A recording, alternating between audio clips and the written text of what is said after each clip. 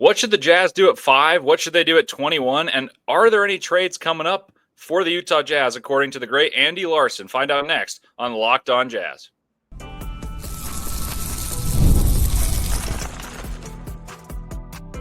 You are Locked On Jazz, your daily podcast on the Utah Jazz. Part of the Locked On Podcast Network, your team every day.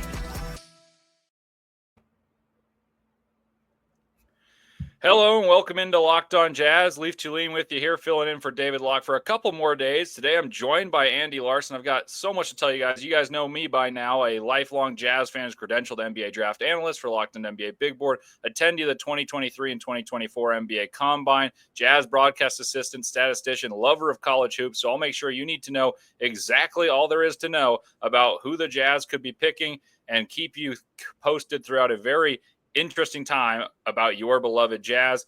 And we've got Andy Larson here with us to talk about rumors, trades, draft picks, his philosophy about the draft compared to mine, much, much more. But we want to thank you for making Locked On Jazz your first listen each and every day. Remember, Locked On Jazz is free and available on all platforms, including YouTube at Locked On Jazz, where the best way to help us grow is to comment anything below. And today's question is, what do you think about Andy's pitch on what the Jazz should do at 5? And I haven't heard it quite yet. I think I know where he's going to go because I've been doing some parsing through Twitter as a diehard Jazz fan would, and I don't necessarily agree, I don't think, but I'm very curious about what you think about his pitch versus my pitch, and please weigh in the comments below.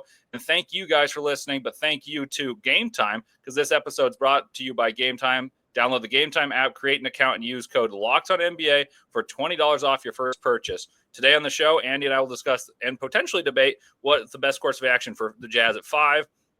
Talk about some prospects that are intriguing at 21. And lastly, discuss the latest rumors both in the NBA draft world, but also in the world of trades regarding the Jazz. So let's dive right in. Andy Larson, kind enough to join us on Locked On Jazz. And I'll just lead you off with the biggest question. What is the best case scenario for you at 5 for the Utah Jazz? Yeah, look, I've been doing a lot of draft work this year. And I think mostly because I was embarrassed because of what happened last year with the Cody Williams selection. I looked at Cody Williams as best player available, kind of the best likely player available for the Jazz at number 10. And he had one of the worst seasons of any rookie in kind of recent memory. So I'm looking at, okay, how do I improve my process? And I was kind of going back and like, hey, I got kind of out of the Moneyball thing, right? Like I got out of what I liked about Cody Williams was that he was such a smooth athlete that I really liked his brain and how he played the game. And I liked that his brother was Jalen Williams, who is capable of scoring 40 points in the NBA Finals. What I should have looked at, though, was his production at Colorado, which was not that strong. And I think probably did point towards some of these rookie year struggles that we had. So I went back to what I did as actually this was my thesis in college, believe it or not, was predicting which college basketball players would succeed in the NBA using machine learning, using mathematics. And so I've kind of done an updated version of that and did some like modeling with, frankly, the help of like ChatGPT and coding and all that. XG Boost is what we're using for most of this modeling, which is kind of a top of the line machine learning decision tree algorithm. And in the end, I think I have more numeric-based models now that I feel stronger about than what I was doing in the last couple of years, which is watching tape and kind of trying to understand these guys more from frankly, a vibes perspective. So anyway, from those models, Cooper Flagg generally is number 1, and that's good because his stats are otherworldly. Like, again, he's probably one of the best number 1 overall options in the last 10, 15 years. But VJ Edgecombe is number 2 on a lot of these models. I've done different versions of these models, and yes, even above Dylan Harper. The models are really impressed with the steals and blocks numbers. The models are really impressed with kind of the turnover, the assisted turnover at the volume of usage. He's not a high usage guy. And the models are impressed with what he did at a young age with one of the toughest schedules in the nation. And so as a result, VJ Edgecombe, if he were available at number 5, would absolutely be my selection for that pick. See, what's interesting is the Locked On Jazz listeners are very used to analytical models and Yeah. how they're formed. I know this is the perfect show for this, right? Yeah, so you're talking to the everydayers that listen to Lock all the time, and I'm not too shabby when it comes to analytics either. Don't want to say I'm great at it, but I would consider myself more of that meme where it says, oh, like ball watchers versus analytics. I would consider myself more of a film junkie than an analytics guy, but I do stats for the Jazz, and so I am pretty well versed with analytics. And the analytics that I tend to look for prioritize a lot of shooting numbers and a lot of usage rate. So VJ Edgecombe is lower in what Lock numbers said, as well as in what my eyes told me. So it's interesting that VJ Edgecombe comes out in the analytical model that you ran as higher. Let me posit this as a question. If he's there at 5, which he may not be, the rumors say he won't be, but why is he there at 5? And then why should Jazz fans be excited about that? Because to me, I think you're getting someone who doesn't have the star upside. I know he's compared to the Anthony Edwardses of the world. He's compared to Donovan Mitchell, Dwayne Wade, Victor Oladipo. But all those guys had the ball in their hands in college, and therefore they had the ball in their hands in the NBA. He was an attacking closeout guy, meaning that someone else was creating those advantages, and he was best utilized flying at the rim using that otherworldly athleticism. But I don't see the individual creator. Are you under the belief that this draft only has so many guys that can be all-stars, can be all-NBA guys? Because I think the Jazz should take a swing. My preference is Trey Johnson, as the Locked On Jazz listeners know. But to me, VJ doesn't scream all-star. And if you're drafting in the top 5, I think you got to try to get an all-star. Look, I understand that, but I also think that kind of swinging for the fences can get you in real trouble. And I think that ultimately what you don't want is a ball in hand guy who hurts you offensively, right? Like, I think, frankly, the Jazz have had a lot of that in recent years, and it's not, it really kind of lowers the ceiling of your team. I think what you do want is a player who will take advantage of the opportunities given at a high rate. You know, essentially, Lauri Markkanen at 20% usage is better than, and I know he's higher than that, but is better than a Brandon Ingram at 30% usage, just because you can then distribute that usage differently around the other hopefully good players you have on your roster. Now, the Jazz don't have those players right now, but I think we're seeing the NBA change so that instead of having it be so important that you have a ball dominant guy who can score. I mean, you look at the Indiana Pacers, they are a more egalitarian approach because they have a number of guys who can score efficiently.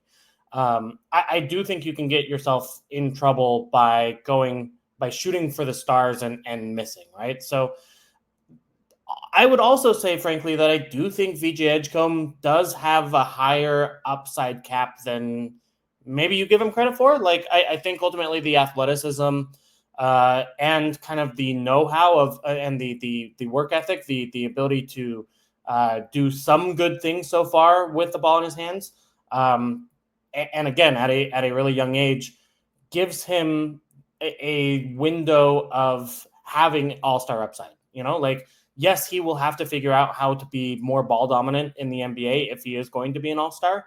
And yet, like, I think you can look at some really successful models that have started their NBA careers as off-ball guys and then kind of developed those skills throughout their NBA careers as potential models for VJ. So I do think there's some good stuff there where he does have kind of this, a role player floor, to be sure. But I do think that there is room with the athleticism to grow. So I'll push back on a couple more things. We'll have to get into this a little bit more in this next segment. But my contention would be Trey Johnson, if you look at just athletic numbers, which is much of what the numbers you can put into a model, is very close to VJ Edgecombe. He measures in slightly taller, and he measures in with the same vertical, and he measures in with a longer wingspan. So all those things, and then you watch him play the game, and his usage rate's through the roof. He's the best shooter that's going to be picked in the first round. I'd even say higher than Con Kneppel because he shoots 54% on catch and shoots away from the ball. So when he's off the ball, he's automatic. And when he's on the ball, he creates these unbelievably difficult shots or he makes unbelievably difficult shots, and he creates good shots for himself with a team that has zero spacing. I would argue VJ Edgecombe was a beneficiary from other players on his team and was still not as good of a shooter. And so that's where my concern is, that on the ball, you say, yes, you don't need a guy necessarily, but to be one of the guys for an egalitarian approach, like the Pacers employ, like the Thunder even employ, if you consider Shea's enormous usage rate, but obviously J-Dub has a crazy one as well. You need to have game to create, and his off the dribble numbers are horrible. And his at the rim numbers, if you exclude dunks, are 15th percentile. So I think VJ Edgecombe is a bit inept as an attacker. And so a lot of it is projection. And that's what the draft is. It is projection. So I'm not hating on the model. I'm not even hating on those who watch a ton of him and say, like, yeah, you can't teach this. I agree, you can't. But there's a certain point where I need the basketball productivity to back up the numbers, and that's where I lack the belief that he can turn into that all-star caliber player. Even Oladipo is a one-time all-star, but his injury career was marred by those injuries. And so I just think that you're asking a ton to see him transform into an on-ball weapon as opposed to a slasher that's a tertiary option, whereas Trey Johnson can score 20. And it may not be the best 20 in the world, but 20 points is 20 points in the NBA. And he might be 25. He might even be 27 at some point. And that's something I'm willing to risk when I'm drafting in the top 5. Whereas I agree with you in drafting at 9 and 10 in the past 2 years that the Jazz went for traits, and it hasn't looked perfect. And I liked Cody Williams. I was a little lower on Taylor Hendricks because I thought those are traits when he's the best athlete in an inferior league. At least this year, you're taking a guy who's young if it were to be Trey Johnson, young, played in the best league in the world, and scored 20, was the leading scorer in it. So I just think that there's measurables that lead me to believe there's more success in the numbers. I don't think are all that different in terms of athletics. Yeah, and I think you see, to me, like, yes, you're right. Like in a combine setting, I don't think the athletic numbers are that different. In a game setting, in a functional athleticism setting, I think I do see a significant difference. I agree with that. In Trey Johnson, and in particular in the block and steal and defensive numbers, right? Like I think Trey Johnson, it's fair to say, is a pretty poor defender at this point. Yes. Where VJ Edgecombe, I think, is a plus defender with, I think, the right attitude to even continue to grow in the NBA. So, I think, yes, Trey Johnson, if I have to pick one player to score more points in the NBA, yeah, I'm choosing Trey Johnson. But if I'm looking at the whole totality of their game, I'm choosing VJ Edgecombe. I just do think like there is a significant gap on that defensive end. And then I think the offensive side, you're right, Trey is more projectable. And heck, my models like Trey too. They have him around 5th in this draft. It's not like I'm projecting Trey to be a bust here. But I think if you are given the choice between those two guys, VJ is the guy because of all the different skills that he brings to the court. And let's explore that further in the next segment, talking about where your models, what other guys they like, which ones sound off the alarm bells, as well as discuss how likely is it that either of these guys will be there based on what you're hearing, based on what I'm hearing, because we both talk to different people, and I'm sure there's some similar buzz and there's some that's not. So we got a lot ahead, a lot right ahead on Locked On Jazz, and I'm very excited to see what this model says because it's different than the numbers model that I've ran. So much ahead on Locked On Jazz coming up next.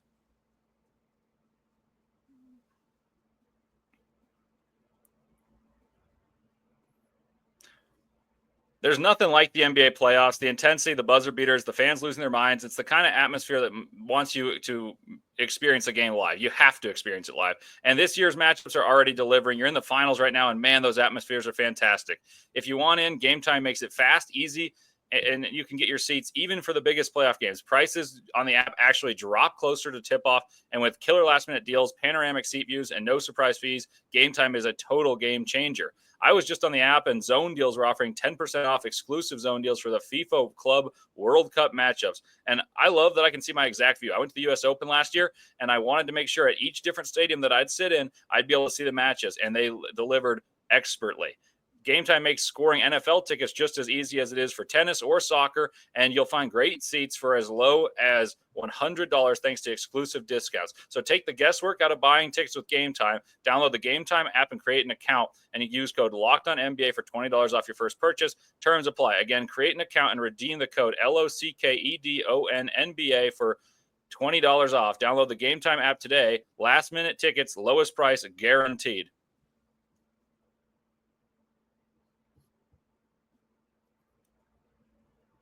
And I also want to tell you guys about Intercap Lending. They're hyper responsive, so much so it's different than other places because they're so much better. They have so many testimonials of excellent borrow experience, and they're a direct issuer in 44 states, not just in Utah. They give you that small experience because you'd expect them to be small because they're so good. They take care of you so well, and you think, oh, they must only have us as clients. No, they got 44 states, not just Utah, and tons of clients with those same excellent testimonials. You can service your own loan, be in a long-term relationship with your lender, and it's better for the consumer. So Steve Carter is our personal loan officer for Locked On Jazz, and make sure you call him at 385-800-8528, and make sure to tell him you're with Locked On, and you listen to Locked On Jazz, and you'll get the corporate discount. Intercap Lending, NMLS number 190465. And for more information, visit intercaplending.com. All righty, welcome back to Locked On Jazz. Leif Thulin and Andy Larson here. And we had a difference of opinion, but I think we're on the same pathway of saying, I think Trey Johnson's got a higher possibility of being a star for the Jazz in the sense of he can score more points, and the Jazz need that guy. Andy's contention is that VJ Edgecombe is a more well-rounded prospect. There's less bust potential, and he could still be a guy. My concern about VJ is I don't know how highly I covet that. But what I do want to know is on this model, what is the guy that says we should not take him? Like who is that guy? And is it Ace Bailey? Like everyone seems to have all these red flags. I'm curious if the analytics are saying no on Ace Bailey. Yeah, they're saying no on Ace Bailey. I think that's due to a number of factors, but I think so I've run different versions of this model, right? Like there's kind of the base model, and then I've run an ensemble model where you add in different ways of modeling things. One kind of fun thing I did was create different models based on which position guys played. So, there's a different model for centers, different model for point guards, different model for wings. Heck, I even did it by the Bart Torvik 8 positions, if you will. So that separates like pure point guards compared to scoring point guards, right? So those are different positions, kind of comparing apples to apples, if you will. No matter how you do it, Ace Bailey doesn't show up as one of the top 5 prospects in this draft. And, I think, again, there are efficiency worries and there are defense worries. And I think there are, frankly, worries about how good Rutgers was, right? Like just the plus minus numbers that you typically see if top prospects aren't there. And I do think like there is a little bit of hand waving you can do with how bad the rest of that team was. And but the model likes Dylan Harper okay. It likes him as generally a top 5 player. It does not feel Ace Bailey is that. And I get it. So, and, frankly, we talked about at the beginning of the show, wanting to understand what draft analysts in the league think. I'm hearing a lot more negative than positive about Ace Bailey right now. And I don't think, and it's been going on long enough and it's consistent enough that it is not just a smokescreen. It is, hey, we don't know that he is going to be the kind of guy who is a winning player. I mean, I said this on the radio last week, but, would you rather have a Brandon Ingram type? And again, I'm hating on Brandon Ingram too much. He's probably better than this archetype, but or would you rather have the Derek White, Peyton Pritchard, really gamer Aaron Nesmith, like a guy who really adds significant value as a off-ball option? And what we're seeing even from like the Desmond Bane trade is that you may want to go get that guy who is an all-arounder who you can fit into a lineup rather than the high-usage mid-range shooter. And that's Ace Bailey. And when you talk to him, he doesn't necessarily want to be more than that. And that's really scary. Yeah, and so that's something I've heard as well, that Ace Bailey is not working out for teams that he doesn't feel like he should be in their draft range, meaning he's working out for only the top few teams. And I'm not even sure if the Jazz have gotten a workout with him because they're at 5 as opposed to 3, which is where he believes he should go. I will tell you with confidence, though, if Ace Bailey's there at 5 and the Jazz don't take him, I will be disappointed. Unless Trey Johnson's also there, who I prefer over Ace Bailey, because there's just enough basketball skills that make you salivate. Like, what is the NBA transitioned into? It's been wings that can do multiple things, score in different areas on the court, handle, and be defensively adequate. And if they're better than adequate, then that's amazing. But I think he's got too many traits for me to pass up on. But the interviews and the intel is a little bit scary, and which is why I actually wonder if he will be there at 5, which if you had said years ago, or months ago, but it feels like years ago at this point, that Ace Bailey would be there at 5, the Jazz should be sprinting to the podium. If Ace Bailey was there at 3 and the Jazz got 3, which was still a possibility when it was May 12th early in the day, you'd be like, oh, great, we're getting Ace Bailey. I still have a belief that the NBA has overshifted in this. Like, we watched him play the whole year, and nothing until May said Ace Bailey shouldn't be the 3rd pick overall. Some even said he could be 2. Some said he could have a higher ceiling than Cooper Flagg. And so part of me thinks there's a paradigm that shifted too far about this concern about Ace Bailey. And I would take him still over a guy like VJ Edgecombe, but I do understand the concerns, and I do think he's a bit of a boomer bust guy. But at the same time, if he is a bust, is he Michael Porter Jr.-esque? Like, is he just shooting open threes? And like, sure, what's your evaluation of Michael Porter Jr.? Yeah. But at one point, this guy was the 3rd or 4th best player on a championship team. And I think that's something that you could say works well in Ace Bailey's favor, saying his floor is better than many perceive it to be. It's also just an expensive way to be the 3rd best player on a championship team. You know, True. like I think that's something to consider too is, you know, points are loud. And obviously you become a star through scoring. And there's no doubt, I don't like Ace Bailey to me is actually the gap between his floor and his ceiling is not that high. I'm pretty confident on what Ace Bailey is going to be in the NBA because he's told us what he's going to be. He's shown us what he's going to be. And the stats are what he's, you know, like he is this guy and kind of, again, wants to remain in this box. I don't know that I want to take that. And you know, I'm pretty confident he can score 15 to 24 points per game in the NBA on a lot of shots. And I just don't know that I want my team to go in that direction, specifically the Jazz, who already have a gazillion players who are shoot first guys and maybe ask questions later kind of guys, right? Like, I don't know that if you're trying to build the kind of team that Austin Ainge says that he wants to build, which is full of tough and hard-nosed guys, the kind of guys who, by the way, we're watching in the NBA Finals right now, I don't know that I'm seeing that necessarily in Ace Bailey and who he becomes, because we haven't seen it so far, and he hasn't talked about wanting to become that guy. And that's very fair. So final question for this segment, then we'll address some options of 22 realistic trades in the final segment. What is the latest intel that you've heard from the Jazz at 5? Like, we've heard a lot of things about Charlotte wants VJ. We've seen that Brooklyn wants to trade up for Fears, and these directly impact the Jazz. But what's the latest you've heard from the Jazz itself? Truthfully, they've done a good job of staying pretty quiet and out of kind of the big conversations. I would say I have heard more about the trade possibilities at number 5 and kind of the options that the team is looking at overall with its whole roster than who they may pick at number 5, which I think is probably the way you want it to be, right? Like if the teams know ahead of time who the Jazz are going to take at 5, that makes it a lot harder to make those moves. But, you know, I do think it's true that the Philadelphia 76ers are interested in trading down to number 5 potentially if they can get off the Paul George deal in that contract. I don't think necessarily that may not make a lot of sense for the Jazz given how long that contract is and how iffy Paul George was. I don't think the Jazz are going to take that offer, but I do think that's an offer that's been presented. I think there's been an offer presented for Walker Kessler, right? And, you know, certainly from the Lakers have shown significant interest all the way back to the trade deadline, certainly continuing now, and him being their future of the center, giving up multiple picks to get there. That is on the table right now. I don't know if the Jazz take it. Certainly they haven't so far. So we'll see what happens with it. I think most likely scenario is the Jazz stay at number 5. You know, there have been, I think, talks with the Washington Wizards potentially jumping up to get their guy. I think more likely is Jazz draft kind of who does fall to them at number 5 among the kind of top 6, 7 players available. That I do think there's kind of that second tier there after Cooper Flagg and Dylan Harper.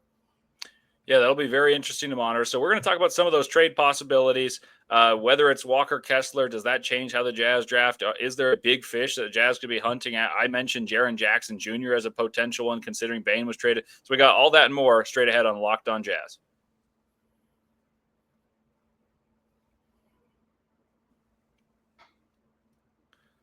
Olipop is a new kind of soda made for people who love the classic taste of soda but want something that supports their health. With just 2 to 5 grams of sugar and 9 grams of prebiotic fiber in every can, Olipop is reimagining soda in a way that's better for your gut. So traditional sodas, as you know, are loaded with sugar, like 39 grams in Coke or 44 in Orange Fanta, and Olipop flips the script with a fraction of the sugar, no artificial sweeteners, and gut-friendly ingredients. Ollie's Smart, which is a blend that Olipop is comprised of, is a blend shown to support digestive and overall health. It's soda that tastes like the real thing, but actually does something good for your body. And I can tell you all about it right now. I get in my hand, I got the root beer, but they've got a flavor that you'll love. If you're not a root beer guy, maybe you're a cherry cola, a classic grape, or it's called Dr. Goodwin. That's their Dr. Pepper dupe. Maybe one of those is for you. And as Jazz fans, many of you guys are in Utah, and there's a lot of soda fanatics in Utah. So did you grow up drinking it all the time? Now you're looking for a better alternative that's better for your health, because now it's here. It's Olipop.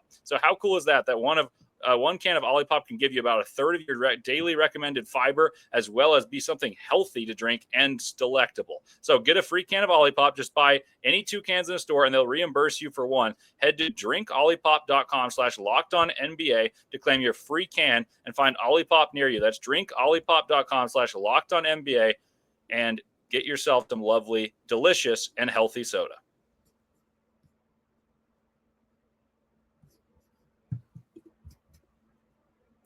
Welcome back to Locked On Jazz. Leif Thulin here with Andy Larson, who's kind enough to join us. And we've had an interesting discussion here about how the analytic model he runs is very different from the one that David Locke uses, which spat out beautiful numbers for Trey Johnson. That's his preference. It's also my preference for totally different reasons.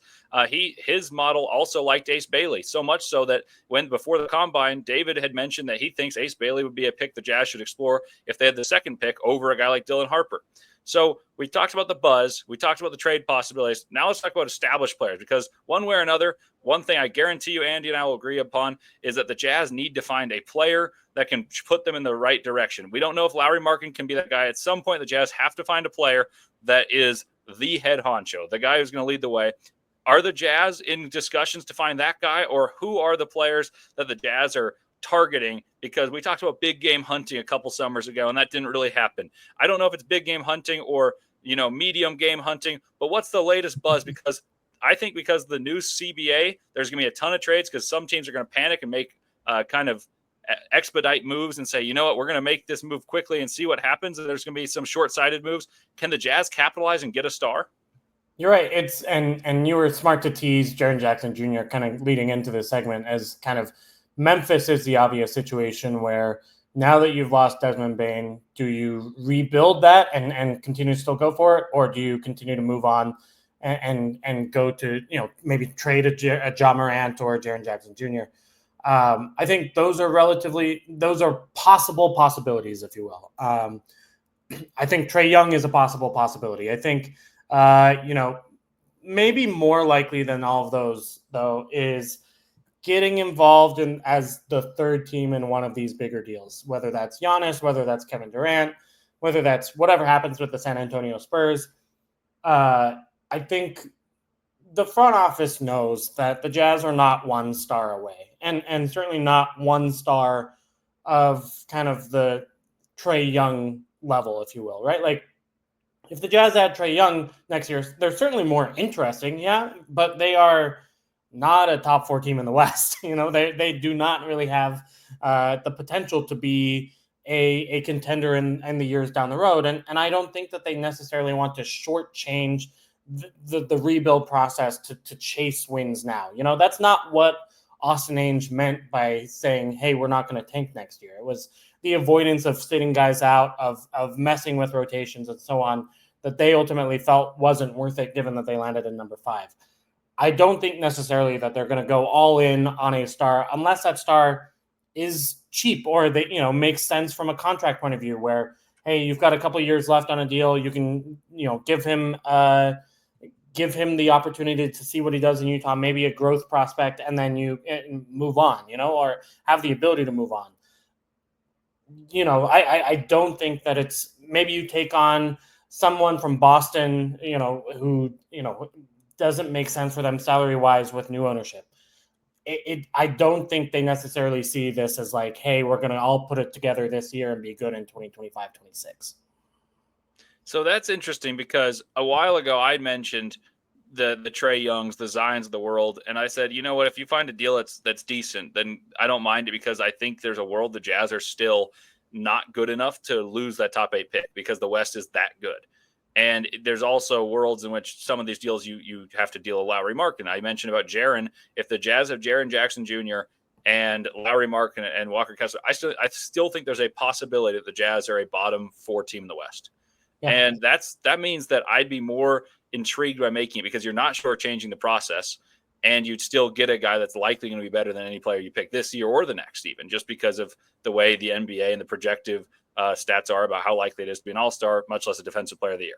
So here, I'm going to ask a couple names here and tell me if there's any world, because these are guys I've speculated the Jazz could be interested in and that I would make the trade for. So who knows if I'm on the right track, but Trey Murphy is arguably my favorite player in the NBA.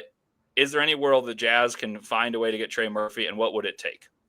Yeah, I'm really curious what New Orleans is interested in both him and the Herb Jones case, right? Like, I think obviously that makes perfect sense for the Jazz as a young player who clearly did a lot of good things in a bigger role last year, and is on his way up.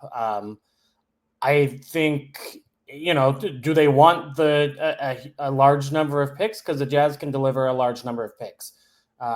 Would they be interested in like a Trey Murphy Walker Kessler swap? I don't know that given the Pelicans roster that they should be interested in that, but I think that's something that the Jazz might explore. I don't know, it depends what New Orleans wants, but obviously, yeah, that would make a lot of sense if the Jazz could acquire Trey Murphy somehow. So on a flip side, this is a very good player for much of his career, and in fact, a player that was on a contender this past season, but I don't think figures into their future. Jrue Holiday.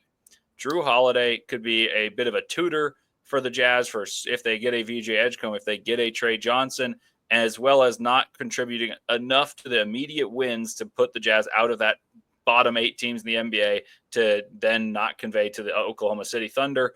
Is there any truth to that possibility that I kind of drafted out as a possibility a while ago hosting this show? And the more I thought about it, the more I like it. Look, 2 years ago, the Jazz almost traded for him, right? Like, and that was real. And then ultimately Jrue said, look, I want to play for a good team and I don't want to extend my contract with the Jazz. And so all of a sudden, then that becomes just a rental. Now he does have a longer contract, but now you're in a different situation where instead of Jrue Holiday being kind of around a better core, I think, in 2023, now you have expiring Colin Sexton, expiring John Collins, expiring Jordan Clarkson. That being said, it still makes some sense. I'm a little worried just because I don't think Jrue Holiday is the player that he was 2 years ago. Like, I do think there has been significant decline that we have seen. And so I don't think it makes sense to give up, again, a lot of assets to go out and get that Jrue Holiday player now. And what I would say is that the Jazz are not fooling themselves about where they are in terms of this rebuild, right? Like, they do not think they're one piece away. They do not think they're 2 pieces away. If they think if they could get that player, Jrue Holiday, for a near nothing price, like, I think they go for it. But I don't think they necessarily are spending a lot of assets or really many assets to go get a Jrue Holiday, because they know that the likelihood Jrue Holiday actually plays for the next good Jazz team, given his age, is pretty low. Well, and I don't know if they'd expect him to. So my pitch would essentially be that his contract would wear out. The Jazz would then open up a bunch of cap space. They would also internally improve slightly and still not necessarily ruin their chances of having a top pick. But let me flip the question. We have had trade rumors for 3 straight years: Colin Sexton, John Collins, and Jordan Clarkson. How many of those guys are going to be back, or just kind of tell me the order of which one you think is most likely to be dealt, and is it pretty much a foregone conclusion like it seems to be on Twitter? They will continue to try. And again, I think it's more likely in the offseason than it has been in trade deadlines, just because you have more salary and roster flexibility. But you still have to find matching salaries back that don't hurt you in the long term when those guys are expiring. Jordan Clarkson's tough. No one's that interested in Jordan Clarkson's level of output over the last 2 years at his salary number. Even though that has a declining contract, it's still, there are just cheaper ways to get low efficiency bench scoring, frankly. And that's what Jordan Clarkson has brought over the last 2 years. Colin Sexton and John Collins, I think there is legitimate interest in once everything else doesn't work, right? Like, so you have to wait a long time for everything else to kind of settle down. Maybe this is an August and September move, but I do think, so Colin Sexton in Dallas is a fit that has been mentioned to me as like a potential answer there where, obviously they're looking for a Kyrie Irving replacement for next season. Colin Sexton has an expiring contract. Colin Sexton's good enough to keep you afloat and to work with Cooper Flagg and make that team okay. But it's, it's not, doesn't kill you contract wise moving forward. And you can kind of try him out for the seasons to come. I think that does make some sense in some ways. It's hard to find like the right salary fit there in terms of what comes back in the Jazz though. So maybe that's a 3-team deal. Who knows how that goes down or whether it goes down, right? Like definitely most likely it probably doesn't. And I think you can have kind of similar fits for John Collins, like the Lakers, John Collins, I think has been a conversation that's been had. The Warriors were interested for a second in the trade deadline. Then they got Jimmy Butler. I think just contract-wise, that doesn't work out anymore. I think he had a good enough season, a productive enough season last year that there should be interest in the league somewhere for him. I don't expect the Jazz to get value back necessarily in those deals, though. All right, last question for you. I'll make it a two-parter. What is the likelihood that Lauri is not on the Jazz at the start of next season? And then just your best guess at what the Jazz do at 5, like the way the board falls. So it's a two-parter, just numbers on Lauri and what your prediction is for the Jazz on draft night. Yeah, Lauri, I would say more likely than not that he's here, right? Like I think ultimately the team will still look at it as we don't need to trade Lauri Markkanen now, and the offers have not to this point been as good as they would like. So I think ultimately it may make sense just to keep him. And he remains a very good player who likes to play in Utah. Like all the reasons you gave him the contract still remain. As far as what the Jazz do at number 5, I do think Trey Johnson's probably the most likely pick. I think they're like, again, I don't want to hate on Trey Johnson too much. I think the numbers are actually very good. And I think he can be a very good player for the Jazz. I would prefer VJ Edgecombe, but Trey Johnson, he's probably going to be drafted before VJ Edgecombe will be. So like Trey Johnson is probably going to be the best player available in my model, even available to the Jazz at number 5. And so I think in that world, yeah, I go to the podium and take Trey Johnson. And I think the Jazz, he does make sense for them in a lot of ways too, both short-term and long-term. Well, that's music to my ears and many Jazz fans who've agreed with me. And maybe let us know, like I asked at the beginning, what you think of Andy's rationale for taking VJ or why you guys agree or disagree about what his model says about Ace Bailey. You guys know we encourage that discourse because there's no right answer yet. It'll take a couple of years to have it. So thank you guys for listening to Locked On Jazz. Thank you to Andy Larson for hopping on. And thank you guys for making Locked On Jazz your first listen each and every day. For your second listen, check out the 2025 Locked On NBA Mock Draft, a 5-episode series with the most comprehensive NBA draft analysis from NBA experts to college experts to NBA draft experts. Find the 2025 Locked On NBA Mock Draft on Big Board and on Locked On NBA on YouTube, wherever you listen to your podcast. Thank you guys for listening. Tomorrow on the show, we have Tony Jones. We're going to discuss a lot of the same things, but perhaps a different angle from Tony than from Andy. I haven't talked to either of them prior to this. This is just kind of what I assumed from parsing through Twitter. So I'm curious to see what he thinks, and you'll get all the experts, including from Andy and Tony, and then myself. I'll give you on the final day of the week where I'm covering you guys what I think is the most likely, not just my biased assessment. So thank you guys for staying tuned, and thank you, Andy, for hopping on. Of course. Thanks for having me. Thank you.